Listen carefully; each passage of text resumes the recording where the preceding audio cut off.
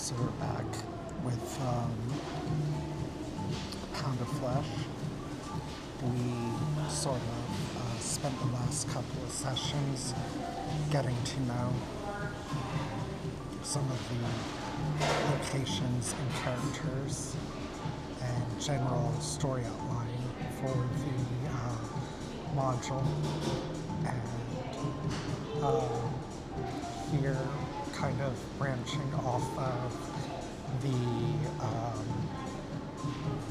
sort of cybermedic hospital, it looks like we're getting into some tables about the different options you have for augmenting yourself. It's installing cybermods, cyberware, and slickware. There are two kinds of mods. Cyberware is the cybernetic hardware that is physically installed and augments your body. Slickware is a software you install in your brain via SlickSocket. Every character has a number of slots they can use to install mods.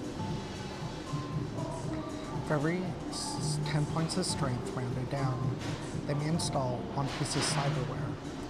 For every points of intellect rounded down, they may install one slot of slickware, provided they have a SlickSocket.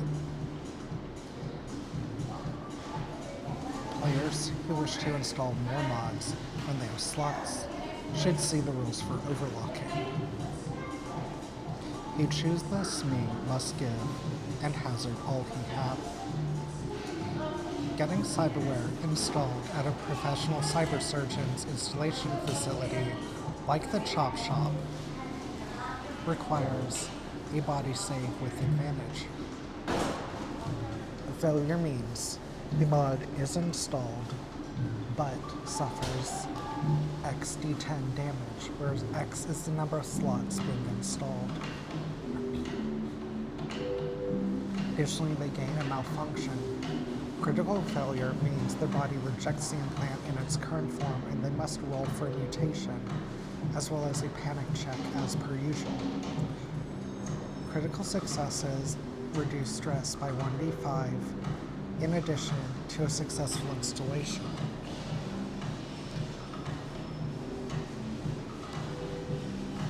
Installing slickware at a professional slick bay like the Icebox requires a sanity save with advantage. Failure means the mod is installed but the character gains stress equal to the number of slots being installed. Critical failure means their brain won't mesh with the new software and they reduce their sanity by the slickware slots. Roll for a malfunction and make a panic check. Critical successes reduce stress by 1d5 in addition to a successful installation. And some malfunctions. 62. Sickly. Your body doesn't play well with the intrusive mod. Body save. Reduced by 1d5. You might get a 39. Irritating. Itches, twitches, and sends chills down your spine. Stress reduction is halved. Or perhaps you got a 97. Poorly designed. Hey, your engineer's better. Permanently breaks down in 2d10 days. And then the note there says mutations and malfunctions can spiral out of control. Make sure it's fun and not just a hassle.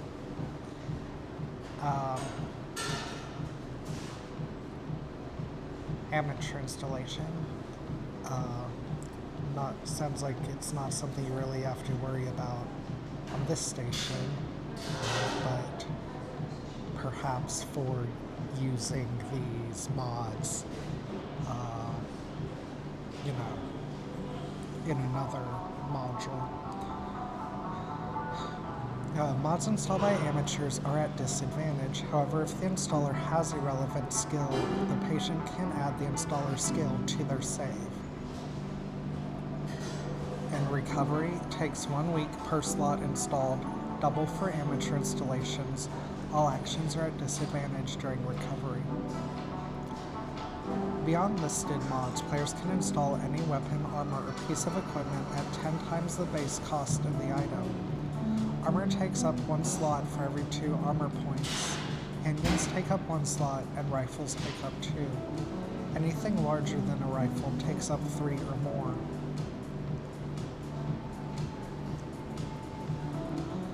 Cybermods and panic mutations. If it becomes relevant, the warden can call for panic checks on the cybermod panic table below instead of the usual panic table, or roll for a random mutation, which we already kind of went over last time, I believe. Healing mutations is difficult and requires cyber surgery similar to installation.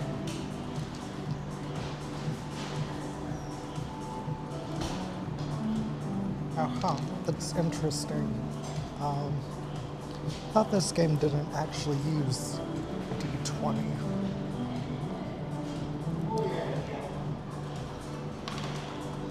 So you might get a 6 out of batteries. All mods stop working unless they're hooked into a power source. Perhaps a 12 reboot, forget the last 1d10 days. Or perhaps 17 overload, random mod explodes, dealing XD10 damage, where X equals the mod slots.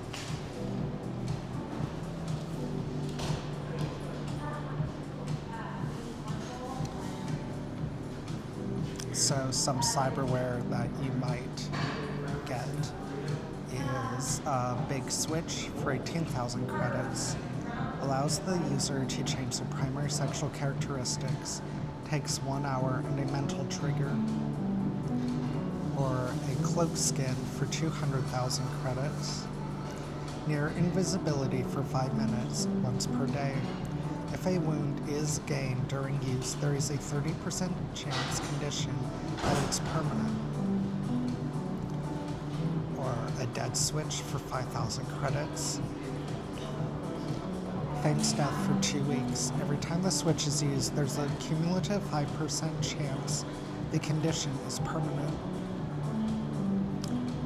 Perhaps you got a Lumitab for 200 credits. Cosmetic color changing animated or luminescent tattoos. Or a Panzer Fist for 5 million credits, which takes up 3 slots. A miniaturized missile launcher hidden inside a prosthetic. Extreme range, 2d10x10 damage. Shots 2. Wound, fire explosion. Reloading takes around. Without a spinal rig, a user must make a body save at disadvantage or be flunked backwards. Takes 2 rounds to fire. Let's see.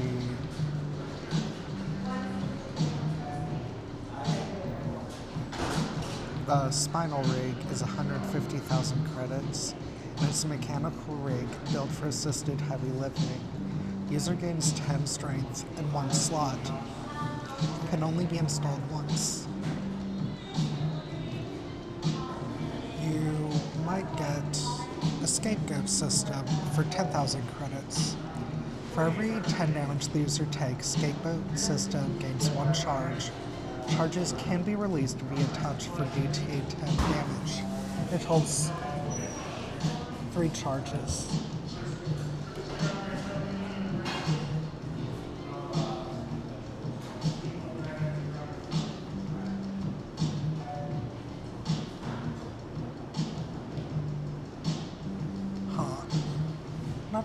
Oh, it doesn't take any slots.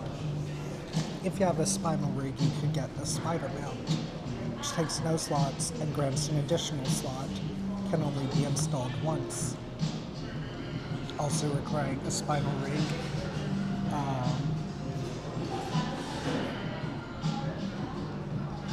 It's a sock puppet, which is 1,000,000 credits.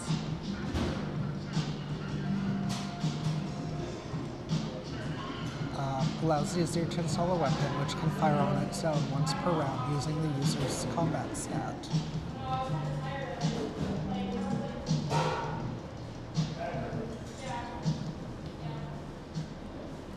So overclocking. Was that a typo or did I just misread it? Yeah, it was a typo.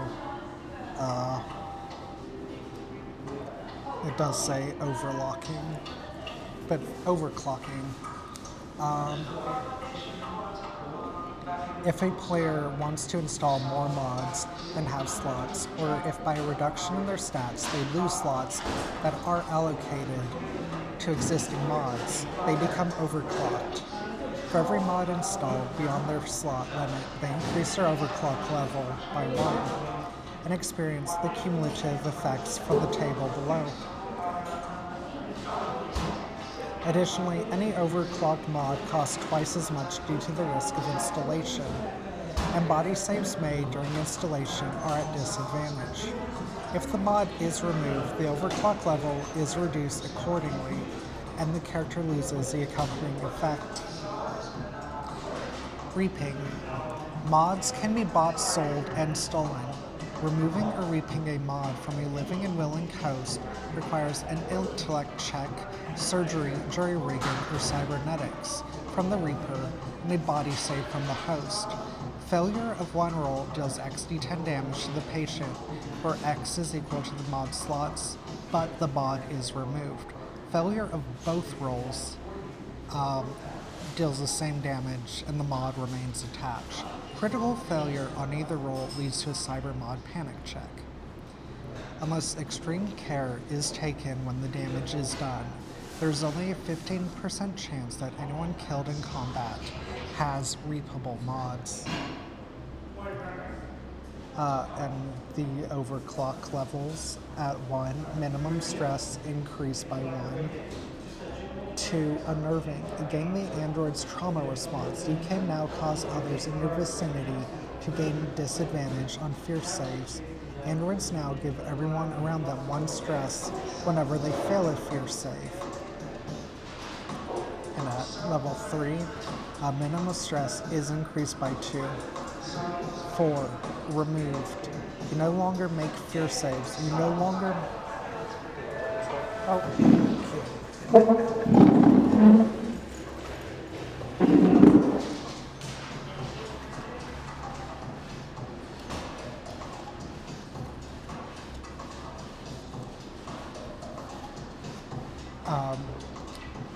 You no longer make panic checks for seeing others die, for seeing others panic, or for feeling hopeless. 5. Less than human. The machine is in control. The warden takes over your character. Seems like a lot of options for that in this module. Then just a bit of advice to maybe print this spreadsheet out and let your players highlight what they've bought.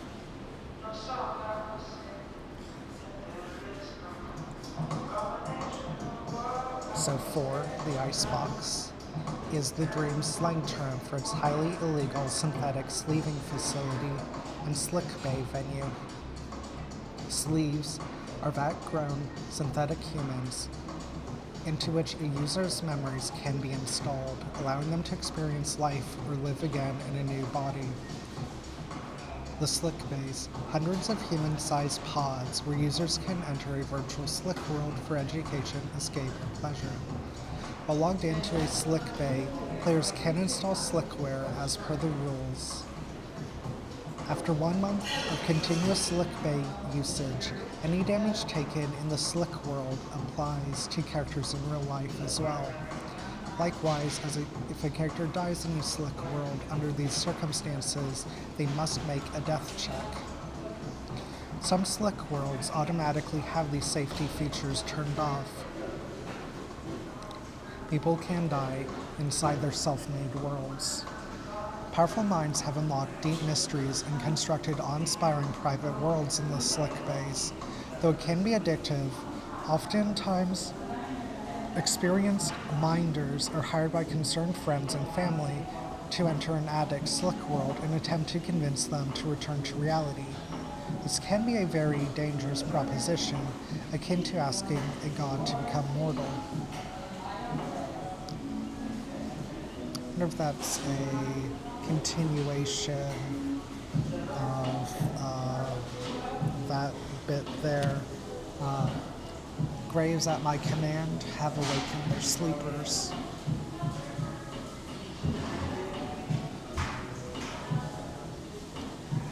To the runway, minimalistic, surgically lit fashion runway where sleeves are paraded and inspected before purchase.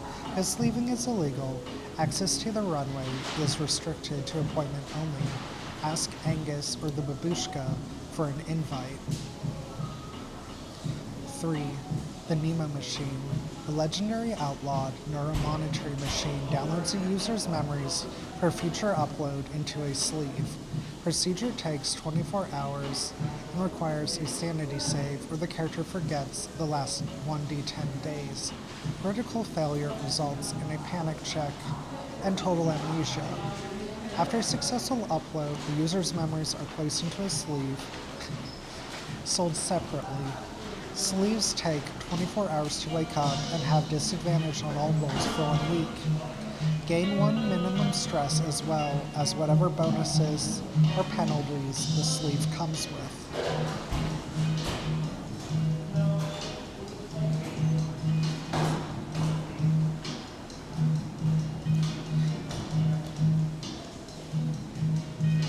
So, I guess it's just a personal issue I have with this concept when it comes up, especially with how they described it, because although it said,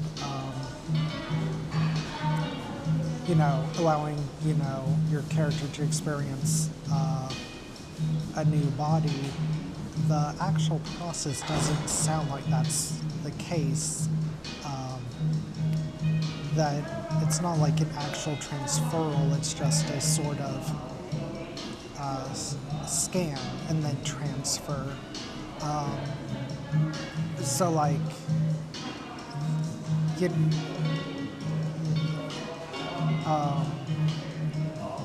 yeah, no, so it's just like,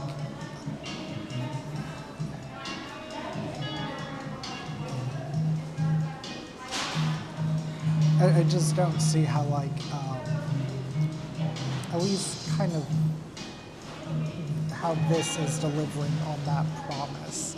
Because to me, it just sounds like they're able to retrieve your memories, but, your experience, your existence can't be transferred. Whatever happens to you will end, and that this continuation is not you. For the cryovats, the enormous facility where sleeves are vat grown from scratch. Giant cryovats, the sleeves strung up by their spines as they grow, dangling like fruit. Sanity save upon first viewing. 5. The stacks.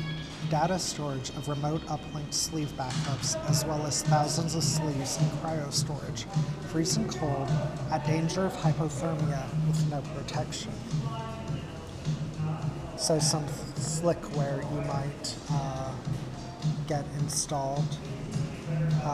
God mode for 10,000 credits, which requires the slick socket and terminal jack. Gives advantage on hacking checks when jacked into a terminal. On failure, gain 2 stress. You could get an Espernetic feedback loop for 36,000 credits, which requires a slick socket. Psionic attack that overloads targeted electronics, including androids. Make a sanity save at advantage. If successful, deal damage equal to the amount rolled. On failure, take 1 damage and gain 1 stress per usual. 24,000 credits, you could get holopet projects a medium-sized holographic pet, which can run around within close range when resting, relieve +1 stress. Panic check at disadvantage if the holopet slickware is ever destroyed. Could get machine code for 350,000 credits. Can converse with a powerful AI at the level the AI finds comfortable. Requires sanity save. If successful, gain 1 stress per hour spent conversing. If failed, gain 1 per minute.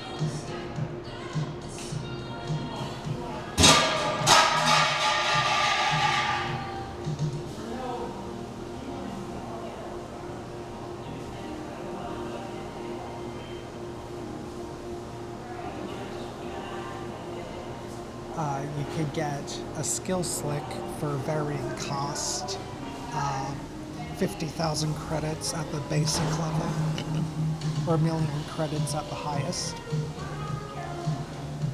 The user gains a purchase skill for as long as the skill slick remains installed. The selection and supply of skill slicks is very limited and closely guarded. So the cost of services is 300,000 credits for Reclamation Sleeve, built by memory wiping prisoners. Reroll stats, 10% chance of learning a random skill, 10% chance of gaining someone else's memories. The Model A sleeve is 500,000 credits, bulk issue, 10 different physical models, reduce all stats and saves by 5, heavily discriminated against.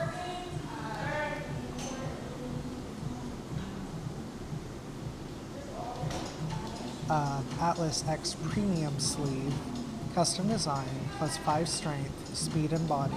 Recovery only takes 48 hours for 3 million credits. Narcissus One Sleeve, luxury design, all new stats. Spend 240 points between strength, intellect, combat, and speed. Recovery only takes 12 hours, which is 50 million credits, which is probably far and beyond out of the price range of what your players could afford. I suppose you could, maybe if you're doing some corporate theme mission,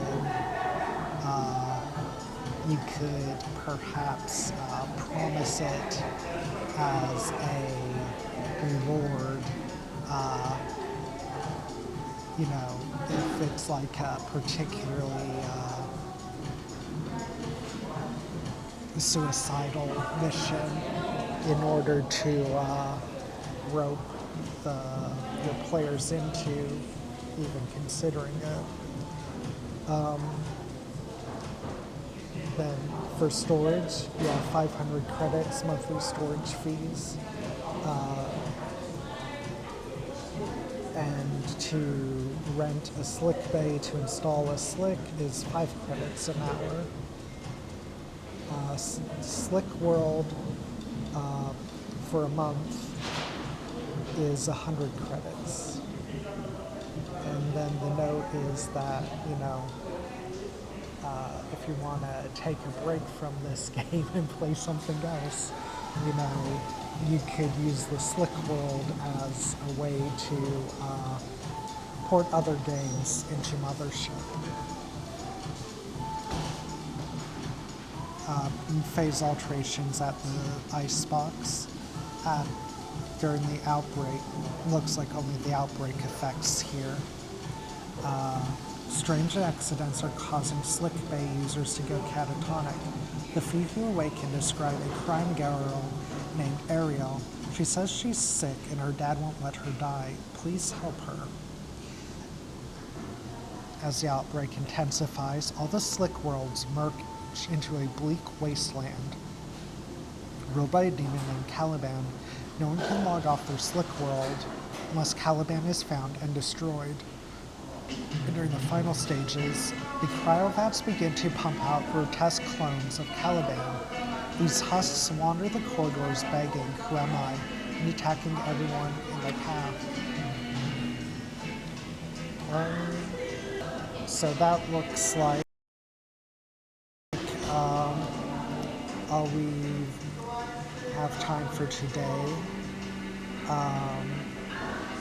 It looks like next time we'll find more about the farm and the various drug operations operating out of it, and probably more about the church that runs it.